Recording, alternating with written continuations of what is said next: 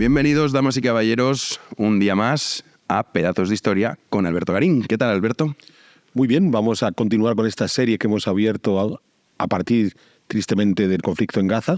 Hemos pasado por el mundo de los árabes, vamos a ver hoy el mundo de los judíos. Sí, porque lo comentamos en anteriores programas, la historia de los judíos, que es muy compleja. A priori, de hecho, hablamos de cómo muchas veces decimos árabes y englobamos ahí cosas que no son correctas. Con los judíos me temo que también pasa lo mismo. Sí, porque en el caso de los judíos, cuando pensamos en los judíos, pensamos inmediatamente en estos pueblos que tienen su origen en el relato bíblico, en el relato del Génesis, y vamos a ver hoy que la mayor parte del tiempo histórico relativo a lo que nosotros llamamos judíos no eran judíos. Vale, pues no sé por dónde quieres empezar tú. Pues si quieres, empezamos por las fuentes que nos permiten conocer ese pasado del pueblo judío. Como te acabo de decir, la fuente inmediata que nos viene a todos a la cabeza es la Biblia. Entonces, la Biblia es un libro de fe, es un libro que construye toda una teología a partir de una serie de acontecimientos que pueden tener cierta relación con eventos históricos, pero no es un libro de historia. Sí es cierto que podemos utilizar lo que nos cuenta la Biblia para entender algunos aspectos de esa historia, pero no pensar que es un relato verídico, textual, científico del pasado. Entonces, primera idea de retener, sí vamos a poder hacer, y durante el programa de hoy vamos a hablar a menudo de lo que nos cuenta la Biblia, pero no hemos de considerar que es un libro de historia, porque no lo es un libro de fe. Esto va a poder compararse con otros documentos escritos que se conservan de la antigüedad, de culturas que van a estar en relación con los primitivos antepasados de los judíos, tanto egipcios como mesopotámicos, y por supuesto la arqueología, que nos puede contar la arqueología. Pero quiero volver por un momento a la cuestión de la Biblia. Conocemos todos muy bien cómo funciona la Biblia, entonces hay una primera parte que nos habla de la creación del mundo y la historia más antigua de los antepasados de ese pueblo judío, en el Pentateuco. Ese libro presenta dos tradiciones claramente definidas. Hay historias que podemos vincular a la tradición mesopotámica, sobre todo la parte del Génesis, y que es fácilmente comparable con otros textos de creación propios del mundo mesopotámico, el poema de Gilgamesh, el poema de la creación babilónico, ¿de acuerdo? Y luego hay otra parte de la Biblia que está vinculada con tradiciones egipcias, sobre todo lo que tiene que ver con Moisés y el éxodo a Canaán y demás. Vale. En el caso de las tradiciones egipcias, sí que vamos a poder ver que hay una relación entre los antepasados de los judíos y el mundo de los egipcios, de los faraones. En el caso del mundo mesopotámico, el que tiene que ver con la parte más antigua del Pentateuco, hay un inconveniente. No sabemos si estamos ante un relato elaborado previo a la tradición egipcia, si estamos ante un relato elaborado a posteriori, cuando ya los judíos, estos judíos, han sido tomados como cautivos la élite judía y de Babilonia, y por tanto se ha metido en el corazón de la tradición mesopotámica en Babilonia en el siglo VI a.C., o si tenemos una combinación de ambos. Es decir, hay una memoria de un mundo previo al paso de los judíos por el Valle del Nilo, que se reaviva cuando están cautivos en Babilonia, y entonces pueden combinar las dos y pueden incluso ajustar ciertas cosas que no terminen de estar claras en la tradición previa.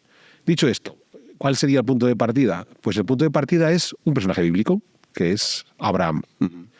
Cuando estamos viendo a Abraham, ¿qué es lo que estamos viendo?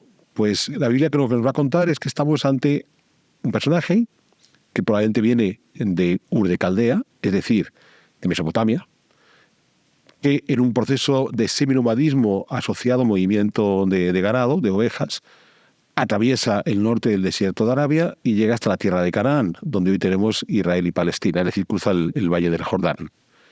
¿Abraham es un personaje real? ¿Podría o no podría? ¿Vale?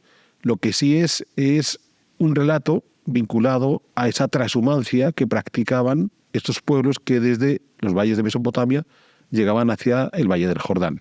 Esto sí que históricamente, en aproximadamente el salto del tercer milenio al segundo milenio, para redondear en torno al 2000 a.C., sí tenemos ese movimiento de pueblos que van a llegar desde el valle de Mesopotamia hasta el valle del Jordán.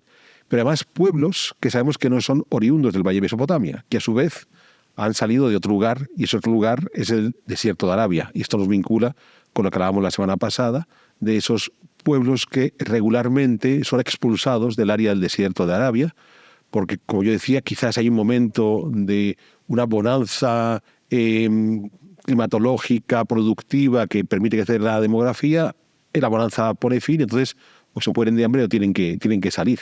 Y entonces, es lo que estábamos hablando la semana pasada, donde decíamos, los acadios pueden estar en ese grupo, los amorreos antepasados de los babilonios pueden estar en ese grupo, los nabateos que hemos visto en el programa de Petra estarían en ese grupo. Pues es posible que estos proto-israelitas, ¿de acuerdo?, estarían en ese grupo. Claro, estamos hablando, en definitiva, de ese término cada vez más en desuso, al menos desde el punto de vista histórico, que no político, de los semitas. O sea, pueblos que continuamente no, cada X tiempo emergen desde los desiertos de Arabia, de los que decíamos el último que salió fueron los árabes tras las prédicas de Mahoma. Eso quiere decir que pueden tener un mismo lugar de origen geográfico los antepasados actuales judíos y el mundo árabe. Pues sí, desde el punto de vista geográfico sí. Y probablemente ahí empieza y acaban todos los puntos en común que tienen. Entonces, tenemos un pueblo que se está desplazando del valle de Mesopotamia hacia el valle del Jordán, y nos decimos, ¿por qué ese desplazamiento? Porque hay un pueblo asentado en el valle del Jordán que se está desplazando al valle del Nilo. Es el famoso primer periodo intermedio del mundo egipcio, cuando los Hicsos, en torno a 1800, entran en Egipto, por tanto, digamos que dejan un vacío en el valle del Jordán que puede ser rellenado por gentes que llegan desde Mesopotamia. Entonces, Abraham vendría a ser el símbolo de esas gentes que se mueven de Mesopotamia hacia el Valle del Jordán. A partir de ahí, la historicidad de Abraham, podríamos debatir sobre ella, pero nos saldríamos del tema que queremos ver. Interesante, la religión que practica Abraham es una religión enoteísta. Él no es aún monoteísta. Es decir, el enoteísmo es que yo tengo un Dios, que yo creo en un Dios y es mi Dios, y es el mío y es el mejor y es el único que me va a servir para mí. Aunque soy consciente que el resto de pueblos cuenten otros dioses. Allá ellos con sus otros dioses. Yo ahí no me meto. Yo tengo el mío y ya está. Es decir, estamos en una fase previa a lo que va a convertirse después en el monoteísmo. O sea, Abraham todavía no es un auténtico monoteísta, o ese pueblo simbolizado por Abraham. Bien, esa tradición mesopotámica se une, como decía antes, con la tradición egipcia, cuando nos vamos a encontrar otro personaje importante, que es Moisés, alguien vinculado claramente al mundo egipcio, porque en un momento dado esos pueblos proto-israelitas que se han asentado en el valle del Jordán y en la tierra de Canaán van a entrar en el imperio egipcio, aprovechando un nuevo momento de inestabilidad política en Egipto, que es el segundo periodo intermedio, entre el imperio medio y el imperio nuevo. ¿Vale? Siempre poniendo cifras muy redondas, muy absolutas, 1800, 1700, ¿vale? Voy a manejar siempre cifras muy, muy, muy redondas. Y entonces habrá quien me diga, no, porque es 1560. Vale, antes de Cristo. Entonces, esta gente entra en Egipto aprovechando ese momento de inestabilidad, se pone en marcha el Imperio Nuevo, y durante el Imperio Nuevo estos pueblos que han venido, estos pueblos foráneos que se han instalado en el Valle del Nilo, van perdiendo capacidad de, digamos, crecer socialmente, van siendo pueblos marginados, que es la historia que nos cuenta en cierta medida el relato de Moisés. Moisés se pone a la cabeza de uno de estos grupos seminómadas llegados tiempo atrás al Valle del Nilo, que están siendo marginados por los egipcios y que es el momento de buscar nuevas tierras para tener una vida más saneada. Entonces, lo curioso está en que de nuevo el personaje de Moisés, histórico o no histórico, es algo que podemos volver otro día a hablar sobre ello, es alguien que se mueve entre el 1500 y el 1300 a.C. Y ahí tenemos un momento interesante, que es la fase monoteísta del Egipto de los faraones, la fase de Amenofis IV, Akenatón, cuando decide que en lugar de tener esa pluralidad de dioses que tenía tradicionalmente el mundo egipcio, va a haber un dios único, que es Atón, ¿vale?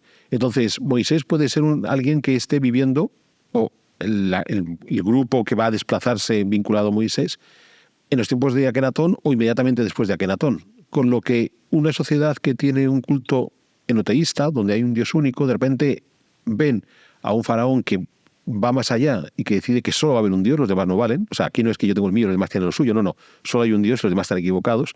Es el salto al monoteísmo. Entonces es muy jugoso porque sí que históricamente el hecho de que hay un pueblo que salga del Valle del Nilo y se desplace de vuelta a las tierras de Canaán con una idea ya monoteísta como religión, sí puede vincularse a un proceso que se ha vivido en el propio Egipto, donde ha habido un faraón que ha empujado hasta el monoteísmo con el caso de Atón.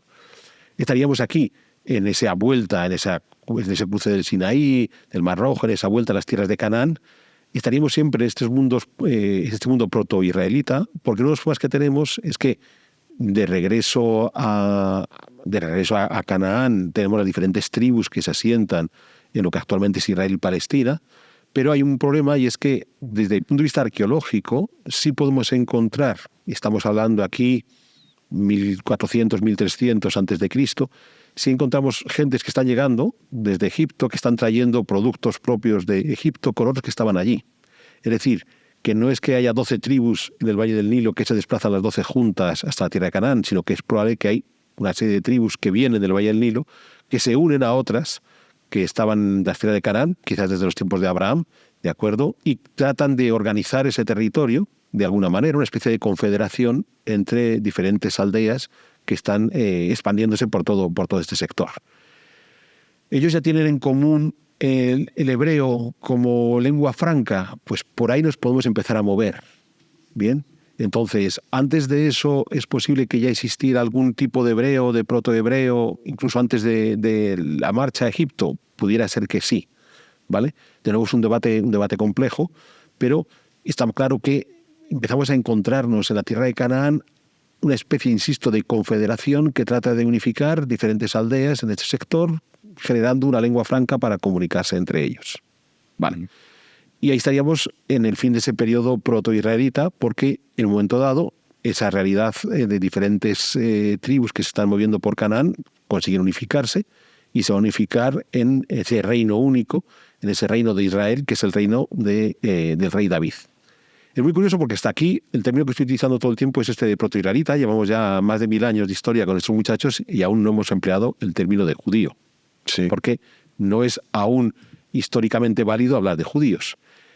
De esas 12 tribus, de esas 12 pequeños grupos humanos que se confederan en la tierra de Canaán, uno de ellos está asociado a una de las tribus, que es la de Judá, bien, y entonces son las gentes de esa tribu de Judá los que van a tener el origen del término judío. Cuando el rey David constituye su reino de Israel, dentro de los territorios del rey David hay uno que está vinculado tradicionalmente a Judá, y entonces dentro del reino del rey David hay un territorio donde habitan judíos, y luego están el resto de territorios del rey David donde hay otros habitantes vinculados a otras tribus.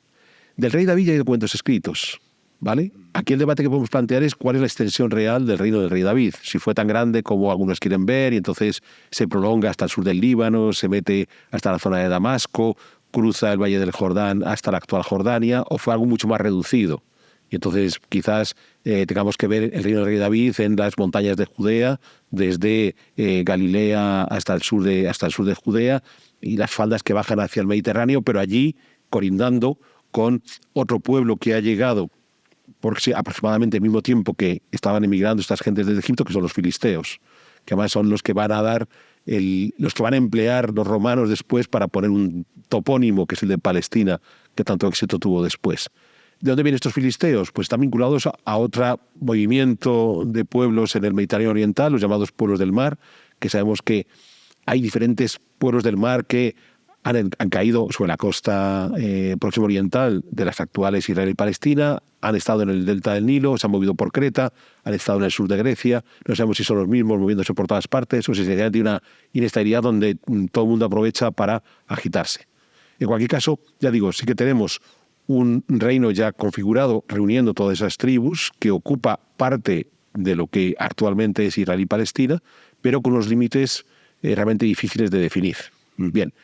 Ese reino de Israel, con el paso del tiempo, va a quedar dividido porque va a haber, por cierto, en ese reino de Israel, David considera que ha de establecer una capital para tener una cabecera desde donde dirigir la faena, y esa cabecera va a ser Jerusalén. No la Jerusalén de las murallas que conocemos hoy. Cuando tú has estado en Jerusalén, has visto una ciudad maravillosa dentro de las murallas, no es esa. La mayor parte de la ciudad del rey David está fuera de las murallas actuales. Entonces, cuando ves el Monte Sión, donde está la iglesita dedicada a la dormición de la Virgen y donde está la sinagoga dedicada a la tumba del rey David, por ahí, desde esa montañita descendiendo, como si fuéramos camino de Belén, ahí es donde estaría la ciudad del rey David, de modo que la mayor parte de la ciudad del rey David quedaría fuera de las actuales murallas. Esto es muy llamativo, sí, porque, claro, nos choca. Si pensamos que la mayor parte de la ciudad del rey David quedaba fuera de las murallas, podemos entender que el Calvario fuera, donde va a ser crucificado Jesús, fuera un monte al exterior de la ciudad. Claro, hoy está dentro de las murallas, porque la ciudad que vemos hoy es un siglo después, la ciudad de Adriano, un siglo después de Jesús. Pero si nos quedamos donde está la ciudad de David, perfectamente el Calvario se quedaba fuera de esa ciudad del rey David.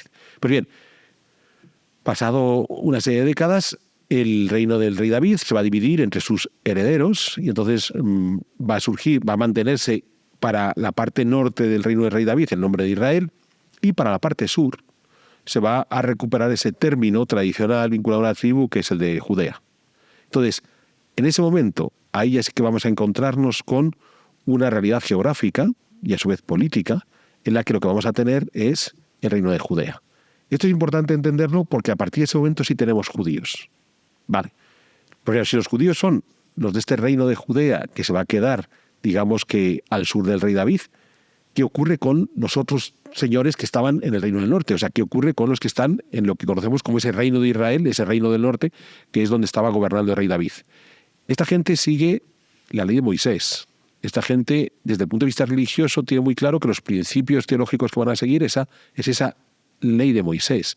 Pero asimismo no se consideran como judíos, porque los judíos son los de Judea. Entonces, esto es algo importante de entender porque nos vamos a encontrar con seguidores de la ley de Moisés durante un montón de siglos, muchos de los cuales no se califican a sí mismos de judíos. De esos seguidores de la ley de Moisés no judíos, hoy nos queda un grupo minúsculo que son los samaritanos. ¿Vale? Son unos pocos cientos que siguen viviendo en Samaria, en la zona de Ramala, al norte de Ramala. Entonces, ellos siguen la ley de Moisés, pero no con el punto de vista que siguen otra corriente que es la de los judíos. Lo que va a suceder a lo largo de los siglos es que se van a ir judaizando la mayor parte de los seguidores de la ley de Moisés. Voy a hacer un ejercicio para que tratemos de entenderlo pasándonos al lado cristiano. ¿De acuerdo? Entonces, imaginémonos que tras la reforma de Lutero surge una nueva variedad del cristianismo que es el luteranismo. Vale. Los luteranos hoy son una parte del cristianismo, pero una parte muy bien limitada y relativamente escasa del cristianismo. Pero imaginémonos que los luteranos hubieran tenido la capacidad de ir progresivamente convirtiendo a los otros cristianos, que hubieran conseguido convertir a los católicos y que hubieran conseguido convertir al resto de protestantes y que hubieran conseguido convertir a todos los cristianos orientales. Y que de repente estuviéramos en el siglo XXV, todos los cristianos del planeta Tierra fueran ya luteranos y solo quedaran, qué sé yo, 4 armenios allí en el Cáucaso practicando un cristianismo diferente. Claro, si todos los cristianos del siglo XXV fueran luteranos, pues nosotros haríamos casi equivaler cristianismo al luteranismo. ¿Vale? Y a mucha gente resultaría difícil pensar que hubo en el pasado otros cristianismos, otras formas de entender el cristianismo que no fueran luteranismo. Eso es lo que ocurrió con los judíos. Entonces, hasta la creación del reino de Judá, nadie se llama a sí mismo judío, salvo los habitantes del territorio adscrito a Judá, ¿vale? Pero tras la creación del reino de Judá, el reino de Israel terminará por caer en manos de los asirios en el siglo VIII a.C., de modo que el único estado que va a seguir manteniendo oficialmente como religión la ley de Moisés es el de Judá, de modo que ellos progresivamente van a decir esto es el auténtico judaísmo, esta es la auténtica religión de Moisés, la que nosotros practicamos. Entonces el judaísmo es la verdadera religión de aquellos que siguen la ley de Moisés. Y a partir de ese momento, a partir de esa desaparición del reino de Israel y el hecho que solo quede el reino de Judá, es como el término judío se va a convertir en sinónimo de seguidor de la ley de Moisés, aunque insisto, aún hoy tenemos seguidores de la ley de Moisés que no son judíos, que son los samaritanos. ¿Vale? ¿Qué va a ocurrir con el reino de Judá? Pues el reino de Judá va a desaparecer en el siglo VI a.C., con la famosa cautividad de Babilonia, cuando Nabucodonosor va a conquistar Jerusalén, que curiosamente había quedado como capital de Judea y no del reino del norte de Israel. Y ahí es cuando la élite del reino de Judá es desplazada a Babilonia, la famosa cautividad de Babilonia, y como te decía al principio, en ese instante es posible que o bien adquieren la tradición mesopotámica que tenemos en el Génesis, o bien ajustan su tradición previa y le ponen 4 o 5 elementos finales porque están estudiando directamente la tradición mesopotámica. Bien, pero si hemos llevado a la élite a Babilonia, nos tenemos que preguntar, vale, ¿y aquellos otros que seguían la ley de Moisés del reino de Israel que fue ocupado por los asirios, qué ocurrió? Pues algunos se asimilaron al mundo asirio, otros se quedaron por aquí y por allá, los samaritanos, bien. ¿Y qué ocurre con los judíos que no han ido a Babilonia cautivos? Pues siguen en Judea, y cuando caiga el imperio nuevo babilónico frente al ataque de los persas, volverán a recibir a sus élites y entonces seguirán estando ahí. De modo que Cuando desaparece ese imperio babilónico, cuando llegan los persas y cuando más tarde, a finales del siglo IV a.C., llega Alejandro con sus tropas griegas y macedonias, ¿dónde se va a encontrar a los judíos? Esencialmente a los judíos en Judea y a otros seguidores de la ley de Moisés en este territorio. Vale.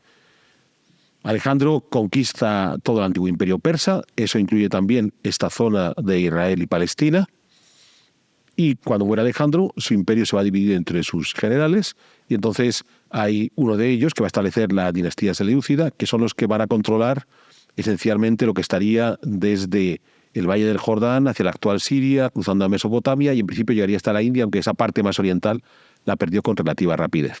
Vale.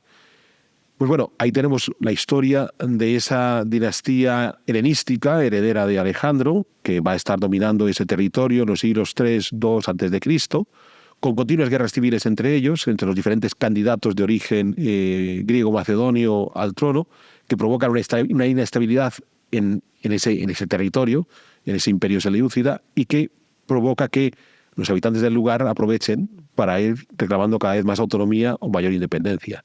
Entonces, hay dos pueblos, uno el que estamos hablando hoy, nuestros judíos de Judea. Aquí voy a hacer un uso abusivo del término, porque voy a hablar de judíos para referirme a los de Judea y a los otros seguidores de la ley de Moisés, que posiblemente ellos a sí mismos no se habrían llamado nunca judíos. Pero vamos a utilizar economía del lenguaje y lo vamos a utilizar. Y tenemos otro pueblo que también hemos hablado en pedazos de historia ya, que son los nabateos, los de Petra. Sí. Entonces, son pueblos que aprovechan esa inestabilidad del imperio seleucida para progresivamente ir ganando cada vez mayor cantidad de autonomía y en un momento dado hasta recuperar una entidad política, un Estado propio, ¿vale? Que es lo que nos vamos a encontrar en el caso de los judíos en la segunda mitad del siglo II a.C., con primero los macabeos y sobre todo después con sus herederos los asmoneos. Que cuando hablamos de Petra, cuando ya los asmoneos han tomado el poder en esta zona del Valle del Jordán hacia el Mediterráneo, una vez más donde hoy tenemos Israel y Palestina, han sido capaces de liberarse del yugo de los seleucidas, se han puesto manos a la obra a combatir contra los otros vecinos que están rivalizando por ese territorio, que esencialmente son los nabateos. Entonces aquí veíamos cómo Petra iba creciendo a la sombra de sus conflictos, ¿bien? E incluso hay un lugar muy interesante que mencionamos en el caso de Petra y que creo que se merecerá que hagamos un pedazo de historia, que es Masada. Sí. Entonces, la fortaleza de Masada va a ser concebida inicialmente como el límite fronterizo entre este resurgir del reino judío de los asmoneos frente a los nabateos de Petra. Entonces, Masada tiene ese punto inicial, es el límite. Además, es muy interesante porque es el lugar donde las colinas de Judea que caen casi de forma vertical sobre el Mar Muerto, pues el paso entre las orillas del Mar Muerto y las colinas de Judea es una cosa estrechita y ¡pum! Ahí hay una colina aislada, que es Masada, así que para controlar cualquier nabateo que quiera subir hacia el norte por la orilla occidental del Mar Muerto, Masada es ideal. Hay una segunda etapa de Masada, que es cuando Herodes lo convierte en un lugar de recreo y de protección, y la tercera, la más famosa, que es frente a los romanos en la revuelta contra Tito. Entonces, tenemos, ¿dónde vamos ahora? Tenemos ese reino que se ha ido independizando del mundo de los seleucidas, pero llega entonces una nueva potencia del Mediterráneo que quiere incorporar todos estos territorios antiguos de los seleucidas, que son los romanos. Entonces, es el momento en que Pompeyo se deja caer por estos territorios y los convierte en territorios vasallos. Y aquí comenzamos en una historia compleja de la relación entre los judíos, y siempre recordando ese término judío amplio, ¿vale? Generoso. Y los romanos, porque van a ir teniendo una relación donde en ocasiones son territorios vasallos de los romanos, en alguna ocasión logran mayor cantidad de autonomía, y el mejor ejemplo es el de Herodes el Grande, a finales del siglo I a.C., que siendo un rey prácticamente colocado en el trono por los romanos, por la buena relación que el propio Herodes tiene en principio con Marco Antonio, y cuando caiga Marco Antonio con el propio Octavio Augusto. O sea, es un tipo que se movía en las altas esferas del poder romano, ¿vale? Entonces, según van sucediéndose los emperadores romanos, ya a partir de Octavio Augusto y con Tiberio, pues Herodes va consiguiendo cierto margen de autonomía, ¿vale? Con Octavio Augusto, Tiberio sean sus sucesores.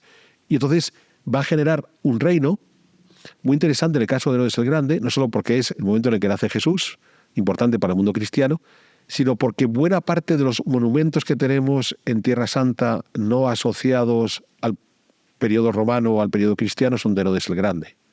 Entonces, cuando hoy recorremos Tierra Santa y buscamos restos monumentales previos al mundo romano, lo que vamos a encontrar sobre todo son monumentales, o sea, no pequeños estratos arqueológicos, siempre están vinculados al mundo de Herodes. Entonces, Masada es de las más famosas, el propio Herodion, donde está la tumba de Herodes a las afueras de Belén, es otra muy interesante, pero Herodes también reconstruyó el templo que había sido destruido por los babilonios, cuando la famosa cautividad, a la vuelta habían ido progresivamente reconstruyéndolo de una forma más o menos amable. Después de todo, el templo había de perderse una vez y cuando se volviera a construir sería porque habría venido el Mesías anunciando. Entonces, claro, eso de reconstruir el templo no quedaba bien, de modo que existía un templo, una cosa, digamos, moderada. Pero Herodes no, Herodes se la va a mano y ve, hace un gigantesco templo, ¿vale? Que es el que será destruido ahora, poco después, en la revuelta de los judíos contra Tito, ¿vale?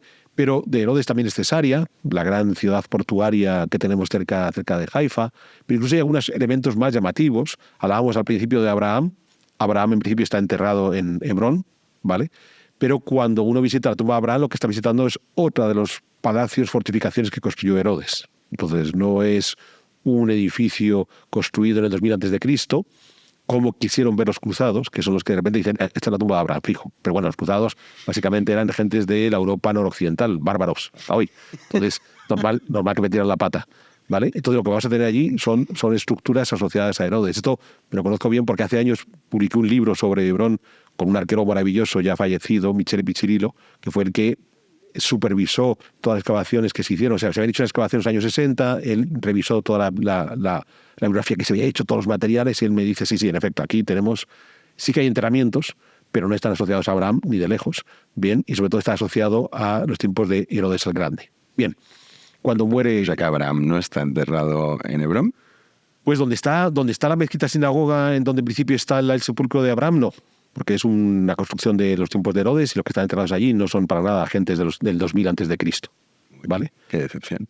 Bueno, otra cosa es que desde el punto de vista espiritual, Abraham es un personaje, incluso aunque pudiéramos dudar de la historicidad de Abraham, es un personaje clave en la cultura contemporánea, es el padre de cristianos, judíos y musulmanes. Entonces, si quieres, puedes seguir yendo a Hebrón y puedes seguir yendo bien por la mezquita, bien por la sinagoga. Está dividida. Está dividido y de vez en cuando se zurran también. Entonces sí, la tumba queda en una sala donde está dividida entre los dos. Yo he ido muchas veces a Hebrón y he entrado por los dos lados. Y entonces es muy simpático porque no es muy diferente. Hay un tabique y ya está, pero los dos lados son muy parecidos. Bien, entonces, desde el punto de vista de la fe, allí puedes pararte a reflexionar sobre la tarea que hizo Abraham. Así que en eso no te preocupes. Esto es una cuestión de fe, no es una cuestión de buscar.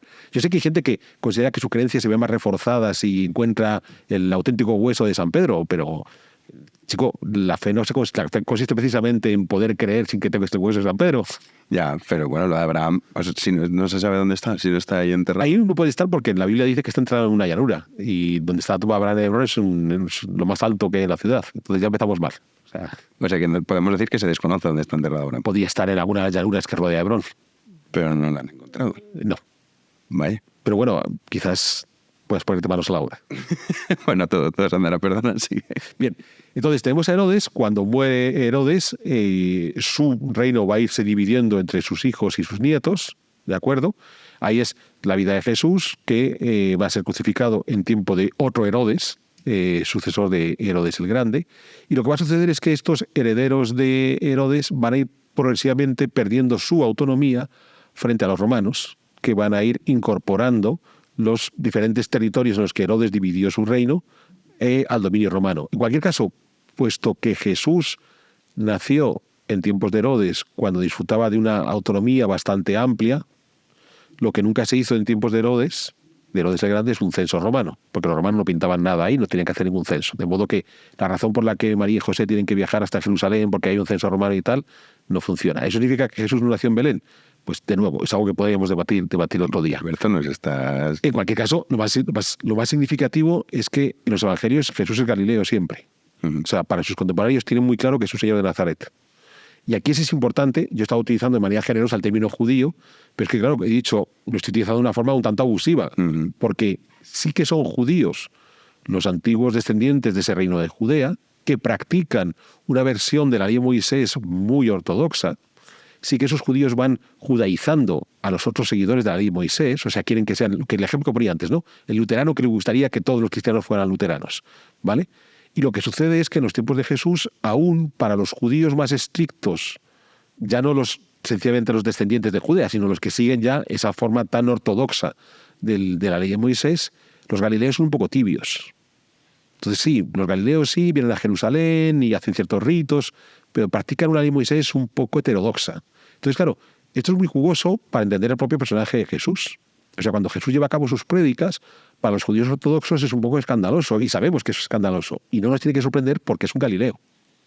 Entonces, claro, supongo cuando empiezan a llegar los primeros rumores de hay un nuevo predicador que cuenta estas cosas, los judíos otros días, normal es Galileo, que se puede esperar de él. O sea, estos siempre han sido un poco más tibios en su lectura de la ley de Moisés, o sea que es comprensible que haya un señor que esté diciendo estas cosas porque viene de Galilea. Nos habría chocado que dijera esas cosas si hubiera venido de Judea, porque esperamos que aquí haya recibido una formación más ortodoxa, ¿vale?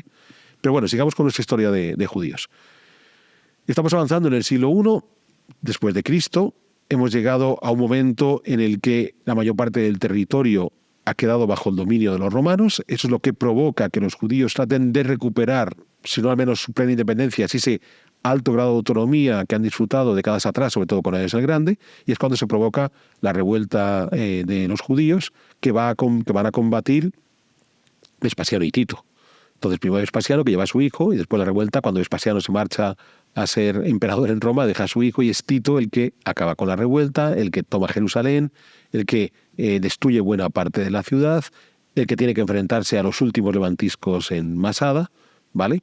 Y en principio ahí han logrado dominar a los judíos, pero 60 años después vuelven a sublevarse, en tiempos de Adriano, es la segunda revuelta de los judíos, la de Bar Kokhba, que lo que va a provocar es que los romanos regresen, vuelvan a derrotar a los judíos.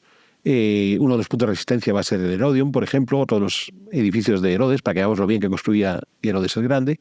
Y en principio, tras esa segunda revuelta de los judíos, se toman dos medidas. Una es la refundación de Jerusalén como ciudad romana, ya como Alia Capitolina, vinculada a Adriano, y con un desplazamiento físico de esa Jerusalén, lo que provoca que tengamos las murallas, que las actuales son las de Solimán del siglo XVI, rodeando la que pudo ser ciudad romana, y eso hace que buena parte de la ciudad de David se quede afuera, lo que contábamos antes, ¿vale? Esto es muy llamativo porque cuando uno visita Jerusalén hoy, el Jerusalén que está bajo el gobierno de Israel, incluso va al Museo de Israel, donde hay una maqueta preciosa del Jerusalén antiguo, del Jerusalén del tiempo de Jesús o incluso previo, son un tanto generosos en la extensión del Jerusalén que tú ves allí en la maqueta. O sea, de repente en ese Jerusalén se incluyen muchas más cosas de las que en principio, desde el punto de vista arqueológico, podríamos defender que estaban. O sea, si estamos diciendo que la ciudad del rey David estaba sobre todo del monte Sión hacia el camino de Belén, pues el resto quedaba fuera. Y sin embargo en esas maquetas se incluyen. Y es muy interesante porque es el ejemplo del uso político de la historia. O sea, el Museo de Israel, patrocinado por el gobierno de Israel, hace una maqueta donde pueda en 2023 justificar por qué toda la ciudad de Israel tiene que estar incluida dentro del futuro Estado de Israel, porque históricamente está la maqueta. Bien, esto es muy simpático, ya hemos hablado varias veces del viaje que hicimos con los contraescuchas de Fernando Díaz Villanueva hace unos meses.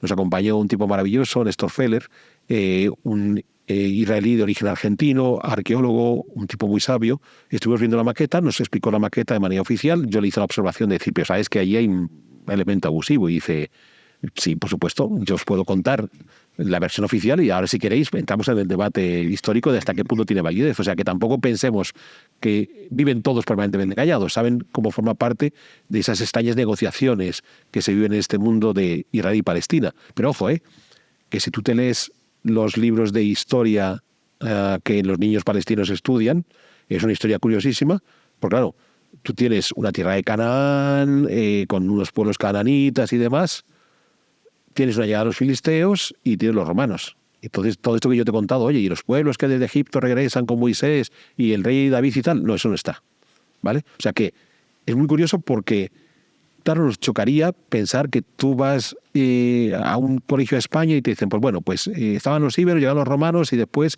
están los reyes católicos. Y eso, hostia, ¿y qué ha pasado con los visigodos y los musulmanes? Pues nada, no pasa nada, son 1000 años más o menos, ¿a quién le importa? Esto allí sí que ocurre, ¿vale? O sea que es muy interesante por ambas partes esa capacidad que tienen para utilizar una historia. Pero claro, es que uno puede entrar en el debate si en 1714 hay una Cataluña que quiere independizarse, hay una parte. Y tú dices, bueno, pues es un debate sobre las actitudes de una serie de personajes en un año dado. No. En Israel y Palestina se vuelan 1000 años de historia sin ninguna dificultad. Estos 1000 años los quitamos, olvidaos, no pasó nada. Bien, pero regresemos a nuestra historia de los judíos. El segundo factor que va a influir en el mundo judío con la revuelta contra Adriano, aparte de esa refundación de Jerusalén, es la diáspora. En principio va a obligar a que se vayan todos los judíos de este territorio, dispersen por todo el imperio y de esa manera estar seguros de que se acabó el problema. Bueno, ese tipo de actitudes no era exclusiva de los judíos, ya ha ocurrido con otros pueblos. Es muy famoso el caso de los astures contra Augusto, que cuando Octavio los derrota, bateamos Medulio, después a todos los astures, hombres los matamos, a las mujeres y los niños los mandamos como esclavos hasta la Galia. Pues hombre, eso funciona hasta cierto punto. O sea, estamos en la edad antigua. O sea, no tenemos aviones ni tenemos trenes para andar moviendo gente de un lado para otro. Y tristemente lo podemos ver en el caso del holocausto de los nazis. O sea, a pesar del empecinamiento puesto de forma industrial por los nazis, pues no lograron mover a todos. Y eso que pusieron todo el empeño del mundo para conseguirlo. Pues imaginémonos en la edad antigua la posibilidad que tenían. ¿Qué quiere decir eso? Que habrá judíos que seguirán permaneciendo en Tierra Santa, ¿vale? Y habrá otros que se dispersen por el resto del imperio, siguiendo en muchos casos la estela de otros que previamente ya lo habían hecho. Aquí lo que va a suceder es que al mismo tiempo que se provoca la diáspora de los judíos, está creciendo el cristianismo. Y en esos siglos I, II, III, la diferencia entre cristianos y judíos no es evidente, ¿vale? Y esto lo que nos va a provocar es que en muchas ocasiones, cuando estamos viendo el resto arqueológico, no tenemos tan claro si lo que estamos viendo es una sinagoga o una iglesia. Y entonces podemos pensar que hay una dispersión del mundo judío y que encontramos judíos por doquier, y a lo mejor lo que estamos encontrando son cristianos, o al revés. Podemos pensar que estamos encontrando los primeros cristianos, no sabemos en qué parte del imperio, o más allá del imperio romano, y lo que nos estamos encontrando es una comunidad de judíos dispersos por aquí, ¿vale? Entonces, esto es un debate que no está resuelto, porque ya digo, desde el punto de vista espacial, una sinagoga del siglo I, del siglo II, se parece mucho a una iglesia cristiana del siglo I, del siglo II. Bien, y si además consideramos que los textos sagrados son el mismo, porque en principio parten del Pentateuco y todavía estamos, o sea, los evangelios, digamos, el Nuevo Testamento se va a consolidar ya para el siglo IV, o sea, hay una elaboración durante estos siglos. Entonces, claro, ahí tenemos un momento complejo para tratar de entender hasta qué punto estamos viendo una gran diáspora judía o estamos viendo un cristianismo primitivo que se está extendiendo por aquí y por allá. De cualquier manera, si vamos a encontrarnos comunidades judías de alguna forma que vamos a poder identificarlas con claridad, sobre todo a partir de los siglos V y VI, cuando el cristianismo está bien definido, ya esos no son cristianos primitivos, estos ya son judíos, ¿vale? Y nos vamos a encontrar no solamente en el Imperio Romano, por todas las orillas del Mediterráneo, sino vamos a encontrar algunos grupos judíos que incluso toman cierta autoridad en el Yemen, e incluso en la parte africana, en la parte del reino de Aksum, sabemos que se mueven judíos. Nos vamos a encontrar algunos judíos en el norte del Mar Negro, la famosa historia de los házaros, bien, estos házaros que van a estar judaizados, pero que tampoco nos tiene por qué sorprender, porque de nuevo estamos ante pueblos que religiosamente van evolucionando desde el politeísmo al enoteísmo, el enoteísmo al monoteísmo, y se entra en contacto con una cultura que ya tiene monoteísmo, pues digamos que, oye, esta actualización religiosa me interesa, la incorporo a mi cultura, y si andaban dispersos por aquí o por allá, los podemos tener. Esto lo que va a marcar es que a partir de ahí entramos en un larguísimo periodo de muchos siglos donde vamos a tener una minúscula comunidad judía establecida en Tierra Santa y diferentes ejemplos de mundo judío un poco por todas partes en el norte de África, en Próximo Oriente, en Europa. En el caso del mundo cristiano, ya desde el siglo VI va a empezar a haber persecuciones a los judíos, en esa obsesión de ellos persiguieron a Jesús, por tanto, en muchas ocasiones, como chivos expiatorios, cuando surge algún problema, pues habrá que buscar a alguien a quien aporrear, y si tenemos estos que son fácilmente identificables porque tienen una práctica religiosa que les puede llevar a decir estos sí que lo son, porque hacen una serie de cosas que podemos rastrearles. Entonces, durante toda la Edad Media vamos a ir encontrando sucesivas expulsiones. Entonces, en el caso del reino hispanogodo hay una expulsión de judíos allá por el siglo VI, un primer conato de expulsión muy anterior al definitivo de finales del siglo XV, pero los judíos van a ser expulsados durante los siglos XIII y XIV prácticamente de toda la Europa occidental, de Francia, de Inglaterra, de la futura Alemania, ¿vale? Y el último lugar donde los van a expulsar es de Italia durante el siglo XVI. Hay expulsiones de judíos de algunas partes de Italia en el siglo XVI. ¿A dónde se van? Pues buena parte de ellos se van a ir a Europa del Este. Entonces, de ahí viene el origen de esa grandísima comunidad judía que vamos a tener en Polonia. Hay otra parte que se va a instalar en los Países Bajos, muy especialmente cuando los Países Bajos se convierten al protestantismo. Entonces encuentran un sitio donde se pueden instalar. Pero la mayor parte de ellos se van a ir a reunirse con las otras comunidades judías que habían quedado en el mundo islámico, ya sea en el norte de África, ya sea en la actual Turquía, ya sea en el propio Próximo Oriente. No estamos hablando de millones de gente desplazándose, estamos hablando de unos pocos cientos. Con todo, en este periodo medieval hay un elemento que me gustaría recordar, que es el de las juderías. Existe la creencia de que los judíos de época medieval vivían todos juntos en un barrio determinado de la ciudad y se limita, y esto es la judería, y hasta tenía su propio muro, y se encerraban y demás. No es así. Podía ocurrir en momentos muy concretos, equivalente a lo que tristemente va a ocurrir en Varsovia durante la Segunda Guerra Mundial cuando se crea el gueto. O sea, ante la amenaza, la agresión, la obligación de concentrarles, van a ir a vivir todos al gueto. Si no, lo que nos va a suceder en las ciudades medievales es que los judíos ricos vivirán en barrios pudientes y los judíos pobres vivirán en barrios humildes.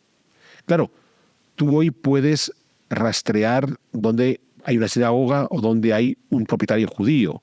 Y después puedes hacer un juego de, bueno, pues como tengo aquí 3 propietarios judíos, esto es la judería.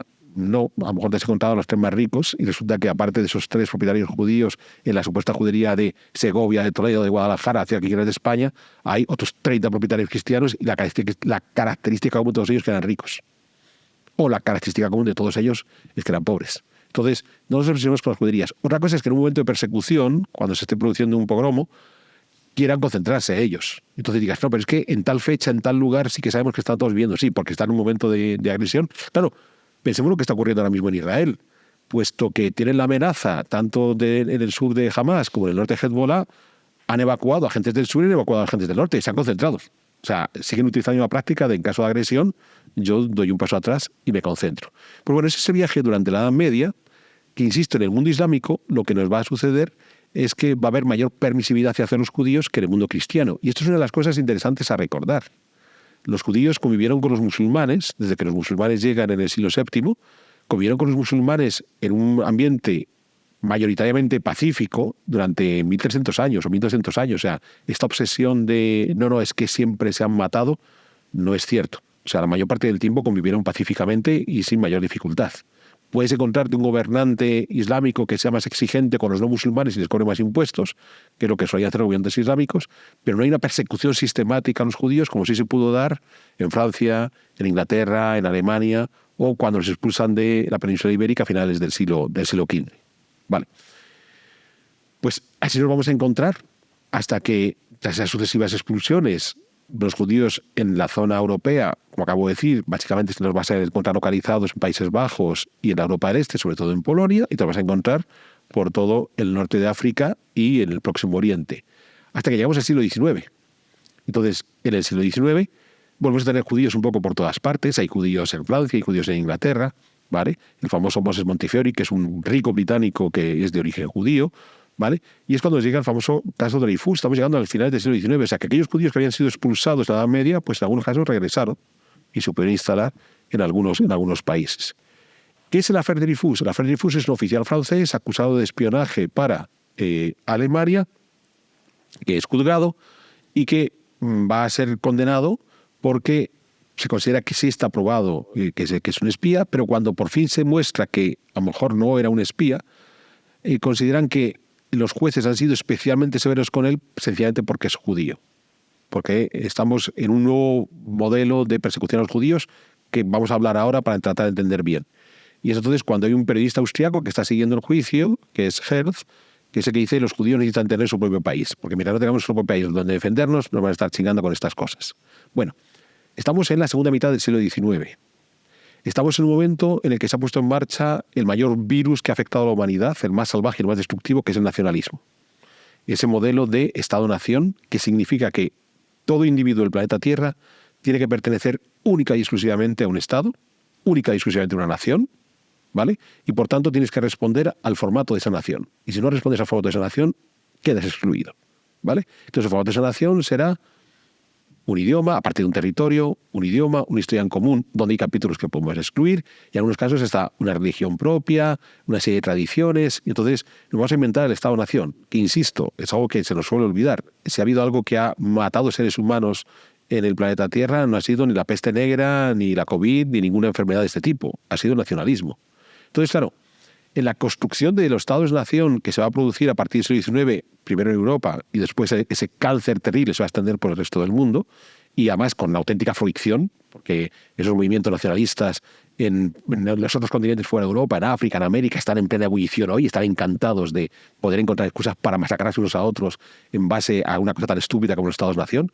Bien, entonces, en ese modelo, en la Francia de Dreyfus, sí que hay ciertas características de esa Francia de Dreyfus. O sea, esperamos que todos los franceses hablen en francés, que es lo que provoca que, ostras, que hay uno que habla bretón, incluso hay uno que habla vasco, y alguno habla catalán, y alguno habla corso. Entonces, bueno, vamos a tratar de minimizar todo lo posible este tipo de idiomas que se salen. La mayor parte de los franceses son cristianos. Si quieres declararte ateo, pero dirigen cristiano. Entonces, claro, los judíos, ostras, es que me incomodan. No me incomodan porque sean judíos, me incomodan porque son fuera de la norma que yo establecí en mi Estado-nación.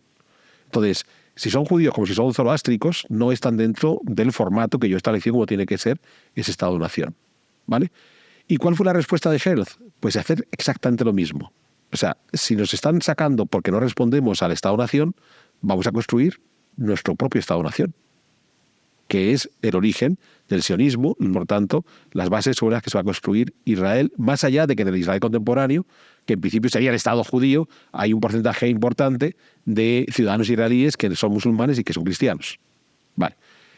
Entonces, a partir de Herzl vamos a poner en marcha ese Estado, pero aquí, de nuevo, estamos en la segunda mitad del siglo XIX, estamos en Europa, una Europa que ha vivido una revolución industrial que ha mejorado las condiciones sanitarias de los europeos, lo que ha reducido notablemente la mortandad infantil y, por tanto, no se mueren tantos niños y la población crece y crece mucho.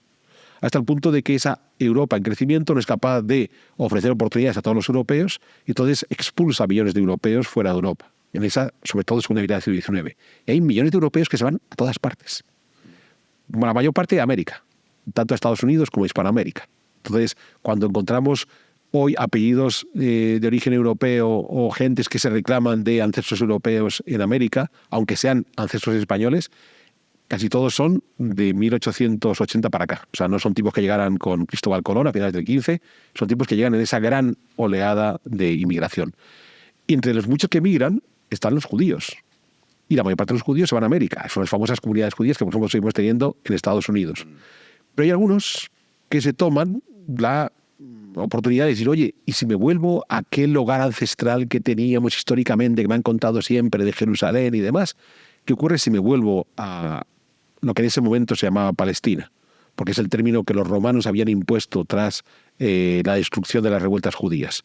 Bueno, me voy para allá. Pero aquí hay un intercambio muy interesante de gentes, porque hay una buena cantidad de judíos, menos que los que van a América, que se van a ir a Palestina, al mismo tiempo, porque también esta parte de Palestina, al mismo tiempo que hay palestinos que están yendo a América. Entonces aquí tenemos unas oleadas de migración, no solo palestinos, también libaneses, mayoritariamente cristianos, libaneses cristianos, palestinos cristianos que están yendo a América. O sea que no es que fuera un territorio hiperdenso, donde de repente se dejan caer un montón de judíos para joder la situación. Si es un territorio pobremente poblado que encima pierde población porque muchos de ellos están yendo a América. Y esto es muy interesante porque la mayor parte de los que se van a América, en esos finales del siglo XIX, principios del XX, tanto si son palestinos como libaneses, son ciudadanos del Imperio Otomano. Y por tanto en su pasaporte son turcos. Y ahí están los famosos turcos que aparecen en la literatura hispanoamericana de finales del siglo, están por todas partes. Siempre hay un personaje que es un turco y que no son turcos. O sea, no son turcos del grupo étnico de los turcos, sino son en muchos casos árabes, porque son de este mundo árabe que hablamos la semana pasada. Entonces, esta emigración de ese mundo turco hacia América, todavía tenemos hoy algunos ejemplos visibles.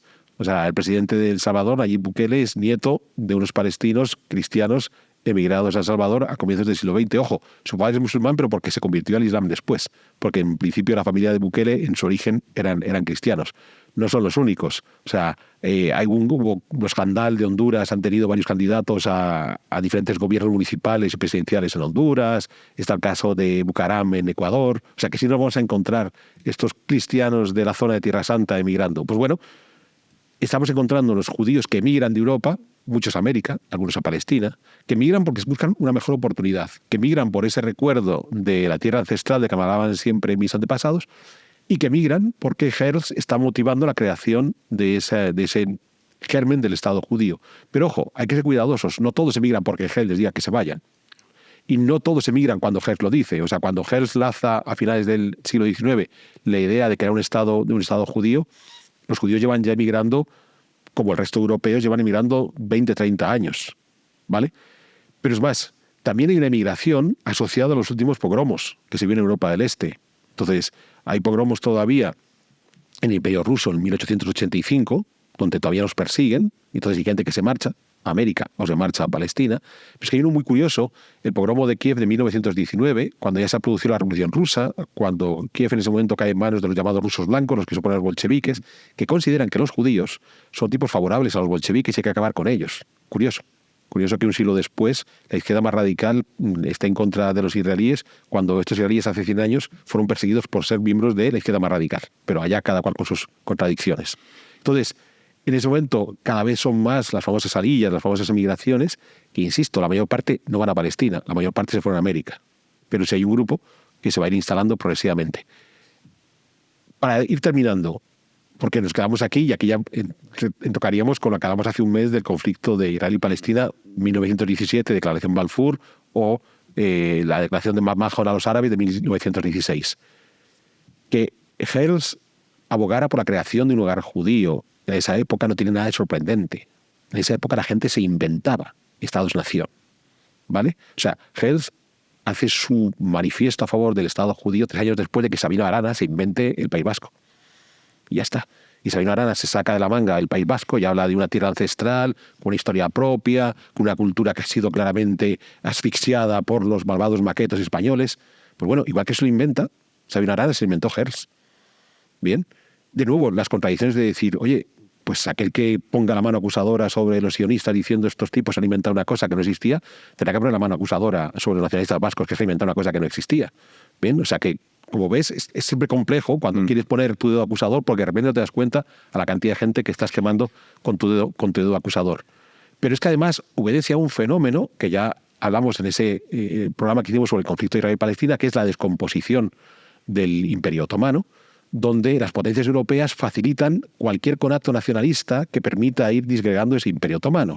Entonces, para 1900 aún los otomanos controlan buena parte de la península de los Balcanes, pero entre 1900 y 1914 van a perderlo casi todo, porque van a seguir avanzando la antigua Yugoslavia, o sea, Serbia va a seguir avanzando, Rumanía gana un pedacito, Bulgaria gana mucho pedazo, se inventan Albania, Grecia se come todo el norte actual de Grecia, entonces los turcos, y lo que faltaba ya era meter al último chispazo en la otra parte del Imperio Otomano, la parte asiática, que es lo que les quedaba. Entonces ahí es donde, ya durante la Primera Guerra Mundial, van a aprovechar este tipo, que era una cosa anecdótica, lo de Herzl era anecdótico, pero que hoy ya me interesa, porque le voy a dar una voz que no tenía, para de esa manera seguir debilitando el Imperio Otomano. Igual que le voy a dar la voz a un señor que estaba en la Meca, al que nadie escuchaba, para movilizar a los árabes para seguir debilitando el Imperio Otomano. O sea, es una jugada muy parecida a la que hacen los alemanes dándole la voz a Lenin, que el tipo estaba por ahí a tomar por saco de Rusia y le meten en un tren para que vaya a hacer una revolución a Rusia.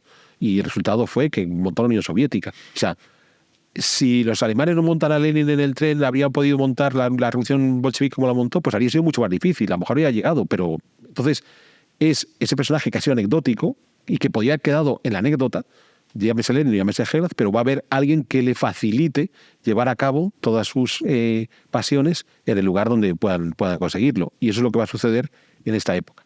Pero, y con esto ya termino, es muy interesante entender que para 1910, 1914, cuando comienza la guerra, en el Imperio Otomano, que se están comiendo todos estos nacionalismos exacerbados, los otomanos son conscientes de que los judíos están ahí que han reactivado la economía de esa parte de Palestina, ¿vale?